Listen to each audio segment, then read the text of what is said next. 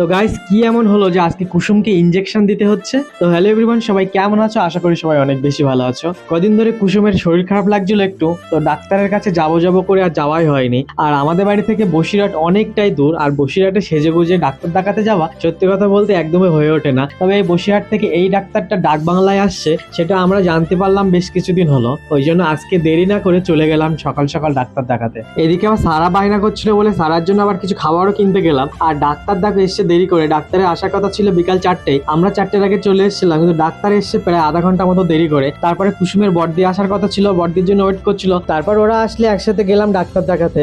আর doctor কুসুমকে দেখে কিছু test দিয়েছে, তো সেই টেস্ট করার জন্য এখানে দেখো রক্ত নিচ্ছিল। তো রক্ত মোটে দেবে না, অনেক জোর করে বুঝিয়ে সুঝিয়ে তারপরে হচ্ছে রক্ত দিয়েছে। আর তারপরে আমরা এখানে কাজ মিটিয়ে আমরা গেছিলাম একটুখানি মালঙ্গপাড়ায়, আমার কিছু কাজ ছিল। তো ওখানে গিয়ে সারা বায়না করছিল ফুচকা খাবে, তো ওখান থেকে আবার আমরা সবাই মিলে ফুচকা খেলাম। আর এই 2-3 দিন ধরে আমার দোকান খোলা হচ্ছে না। আজকে তো ডাক্তার দেখাতে এসেছিলাম, আর এর আগের 2 দিন বসিরহাটে ডিউটি ছিল, ওই জন্য আর দোকান খোলা হয়নি। তো যাই হোক, এখানে কাজ মিটিয়ে বাড়ি এসেছি, তখন বাজে হচ্ছে 7:30। আর আসার সময় সারাফুল থেকে দেখো গরম গরম মটরের চপ নিয়ে এসেছি। আর এই মটরের চপগুলো আমার ভীষণ ভালো লাগে। বাইরের এই তেলে ভাজাগুলো আমরা যতই বলি আর খাবো না, কিন্তু না কিনেও থাকতে পারি না। বাড়িতে বানানোর থেকে দোকান থেকে কিনে খাওয়াটাই যেন বেশি ভালো লাগে। তো যাই হোক, চলো আজকের ব্লগটা এখানে শেষ করছি, দেখা হচ্ছে পরবর্তী কোনো ব্লগে।